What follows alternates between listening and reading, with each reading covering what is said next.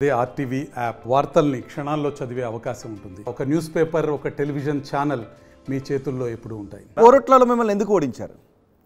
సరేనండి, మేము దానికి కారణాలు మీరు విశ్లేషణ, నేను పెద్ద విశ్లేషించుకోలేదు. మేము కష్టపడ్డాము, మీరు విశ్లేషించారు. కొన్ని ఛానళ్ళు చెప్తాయి కాంగ్రెస్ వాడు డబ్బులు వంచింది అంటారు, బీఆర్ఎస్ వాడు డబ్బులు వంచింది అంటారు. కొందరు ఏమంటారు అంటే నాకు అక్కడ ఇల్లు లేకపోవడం అంటారు. I'm very happy with Korutla people. మేము రూపాయి ఖర్చు పెట్టకుండా కూడా 16,000 వచ్చిన ఓట్లు ఈసారి 62,000 వచ్చినాయి మాకు. I'm very happy. ఇతరులు కూడా మారుతారు. రైట్, ప్రసాద్ మిమ్మల్ని క్వశ్చన్ అడగాలి. ఎమ్మెల్యే ఎన్నికల్లో మీరు కానీ బండి సంజయ్ కానీ ఇలాంటి సీనియర్ నాయకులందరూ కూడా ఓటమి చెందారు.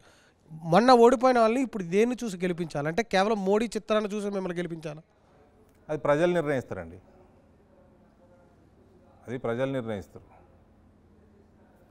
కానీ పార్లమెంట్ ఎన్నికలకు పారాచూట్ లీడర్స్ పైన ఎక్కువగా ఆధారపడ్డారు అని అంటున్నారు.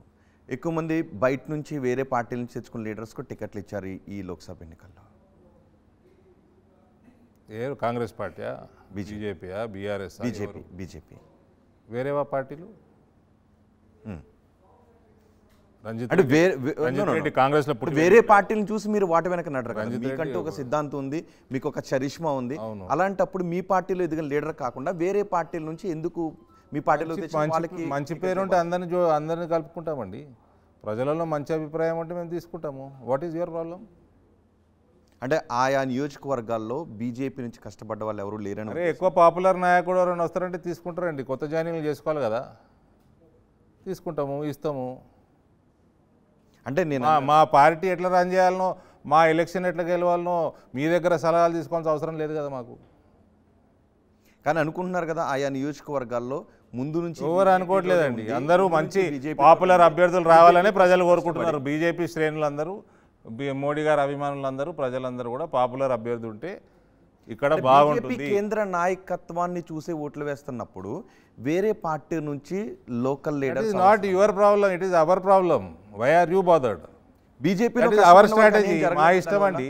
ధర్మపురి అరవింద్ గారు, దానివల్ల బీజేపీలో తొలి నుంచి కష్టపడిన వాళ్ళకి అన్యాయం జరగలేదా? మీ బీఆర్ఎస్, మీ కేసీఆర్ క్యాబినెట్లో ఎవరెవరు ఉండే? టీఆర్ఎస్లో పుట్టి పెరిగి లాలన చేసి పెంచుండా కేసీఆర్? అందుకే కదా ఆ పార్టీని మీరు విమర్శిస్తూ వచ్చారు. అంటే ఎదుట పార్టీని చూసి మీరు వాళ్ళు అవలంబిస్తున్న విధానాలను కాదు కదా. ఇప్పుడు మీరు ప్రశ్నలు బాగా అడుగుతున్నారు.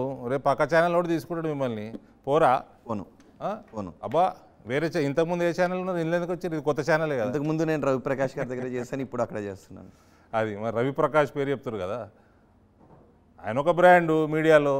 నరేంద్ర మోడీ ప్రపంచవ్యాప్తంగా బ్రాండు. చెప్పుకుంటే మీకేంది ప్రాబ్లం? నేను అన్నది అదే, లోకల్గా స్థానికంగా టికెట్ ఆశించిన నేతలు కాకుండా పారాచూట్ నేతలు. అరే సార్, పాపులారిటీ ఎవరికి ఎక్కువ ఉంటుందో winnowing is criteria. What is your problem? అది సైదిరెడ్డి రవిప్రకాష్ తెచ్చుకున్నాడా మిమ్మల్ని? మేము ఎప్పుడు ఆయనతోనే ఉన్నాం. అరవింద్ గారు, సైదిరెడ్డి ఆయననే లేకుండే మీడియాలో మీరు ఎట్టుంటారు ఆయనతోటి? సైదిరెడ్డికి ఏ క్రైటీరియాతో ఇచ్చారు? అతను మీ మాజీ అధ్యక్షుడు బండి సంజయ్. నేను ఇవ్వలేదండి టికెట్స్. ఐఎమ్ టెలింగ్ పాలసీ మాట్లాడుతున్నాను. మీ పాలసీ. నేను నల్గొండలో నేను సర్వే చేసుకోలేదు, సైదిరెడ్డి గారితో నేను మాట్లాడలేదు. పార్టీ నిర్ణయం. మీ పార్టీ అధ్యక్షుడు, మాజీ అధ్యక్షుడి మీద కేసు పెట్టాడు. మీ పార్టీలో ఉన్న అధికార ప్రతినిధులు 14 మంది మీద కేసులు పెట్టారు. అప్పుడు ఇదే సైదిరెడ్డి. మీరు పార్టీ ప్రెసిడెంట్ అడగాల, పార్టీని అడగాల. How can Nizamabad MP answer that? Policy wise అంటే మాట్లాడతాం, కానీ మీరు కేవలం నిజామాబాద్ ఎంపీగా మాత్రమే కాదు, రాష్ట్రంలో బీజేపీ రాజకీయాలను ప్రభావితం చేసే వ్యక్తిగా ఉన్నారు కాబట్టి. ప్రభావితం చేయడం వేరు, నిర్ణయాలు చేయడం వేరు. ప్రభావితం చేయడం వేరు. నరేంద్ర మోడీ అమెరికాలో కూడా ప్రభావితం చేస్తున్నాడు. అది టికెట్లు ఇస్తాడా? కానీ అక్కడ ఓట్లను తెచ్చుకోగలుగుతారు కదా. అమెరికాలో ప్రభావితం చేసేదా ఇండియాలో? అవునండి, అది ఆయన పాపులారిటీ. ఆయన పాపులారిటీ. ప్రజలు ప్రభావితం అవుతున్నారు. ఇండియన్సే కాదండి అక్కడ ఉన్నది, ఎన్ఆర్ఐలే కాదు, అమెరికన్స్ కూడా ప్రభావితం అవుతున్నారు, జర్మన్స్ కూడా ప్రభావితం అవుతున్నారు. నరేంద్ర మోడీ గారి వల్ల సనాతన ధర్మానికి కూడా ప్రభావితం అవుతున్నారు. ఆయన ప్రభావము, ఇటువంటి నాయకులు నా భూతో భవిష్యత్. మరి ఇంత ప్రభావం ఉన్న నాయకుడు తెలంగాణలో ఎందుకు అధికారంలోకి తేవలేకపోయారు బీజేపీని? స్టేట్ ఎలక్షన్లలో నరేంద్ర మోడీ ఇక్కడ ముఖ్యమంత్రి గారు కదండి, ఇక్కడ సభల్లో పాల్గొన్నారు కదా, ప్రచారం చేశారు కదా. చేస్తారండి. ఓట్లు పెరిగినాయి కదా, ఓట్లు పెరిగినాయి కదా. కానీ అనుకోని నాయకులు అందరూ గెలిచారు, ఖచ్చితంగా గెలుస్తారన్న నాయకులు ఎందుకు ఓడిపోయారు? అది మీరు అక్కడ మీరు please go do some survey and give us report so that will also. మీరు కదా, మిమ్మల్నే కదా అడగాల్సింది, మీరు కదా సర్వే.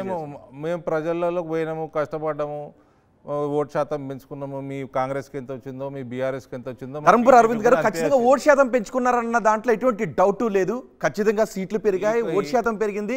కానీ ఖచ్చితంగా గెలుస్తారు అనుకున్న నాయకులు ఎందుకు ఓడిపోయారు? అది మీరు సర్వే చేసి చెప్పండి మాకు. పోస్ట్ మార్టం చేయలేదు అంటే ఖచ్చితంగా అధికారంలోకి వస్తాము, తెలంగాణలో చక్రం తిప్పేది మేమే అన్న బీజేపీ అనూహ్యంగా ఖచ్చితంగా గెలుస్తారనుకున్న నాయకులు ఓడిపోయారు. అది మీరు సర్వే చేసి చెప్పండి సార్. అధ్యక్షుడి మార్ప, అధ్యక్షుడు మార్పు అంటే బండి సంజయ్ మార్ప. ఆయన చేసింది ఎప్పుడు జూన్లో, ఆయన టర్మ్ అయిపోయింది చేసిండ్రు. ఆ తర్వాత నుంచి పార్టీ గ్రాఫ్ తెలంగాణలో కొంత పడుతూ వచ్చింది అని అన్నారు. నేనైతే అనలేదు, నేను ఇప్పుడు కూడా అన్నాను. చాలా మంది అంటున్నారు, ప్రతిపక్ష నాయకులు కూడా అలానే అడగండి మరి ఏ రకంగా ఉంది. అంతకుముందు నేను ఇంతకుముందు చాలా ఇంటర్వ్యూలో చెప్పినాను, బండి సంజయ్ అయినాక గెలిచిన ఎలక్షన్లు ఉన్నాయి, ఓడిన ఎలక్షన్లు ఉన్నాయి, జాయినింగ్స్ కొన్ని చోట్ల అయినాయి, చాలా చోట్ల జాయినింగ్స్ కాలేదు. ఆయన టర్మ్ అయిపోయింది, తీసేశారు. సీనియర్ నాయకుడు ఎలక్షన్లు ఉన్నాయి కాబట్టి సీనియర్ నాయకుడికి ఇచ్చారు. కానీ బండి సంజయ్ అయిపోయి ఆల్మోస్ట్ సంవత్సరం అవుతుంది. కానీ ఎలక్షన్స్కి ముందు జరిగిన పరిణామం కదా. ఒకవేళ ఎన్నికలకు ముందు బండి సంజయ్ రాష్ట్ర అధ్యక్షుడిగా ఉండుంటే ఇంకొక 15-20 సీట్లు తెలంగాణలో గెలిచి ఉండేది బీజేపీ అని ఒక చర్చ నడుస్తుంది. ఇప్పుడు సంవత్సరం అయినాక ఎందుకు నడుస్తుందండి చర్చ? ఇప్పటికీ నడుస్తూనే ఉంటుంది కదా, సంవత్సరం కూడా కాలేదు ఎలక్షన్స్ నడిపిస్తూ ఉంటారు. అది నిజమా? నేను నమ్మను. టర్మ్ అయిపోయింది, తీసారు. మరిన్ని వీడియోస్ కోసం ఛానల్ ని సబ్స్క్రైబ్ చేయండి, లేటెస్ట్ అప్డేట్స్ కోసం వాట్సాప్ ఛానల్ ని ఫాలో చేయండి అండ్ లింక్ డిస్క్రిప్షన్ లో ఉంది.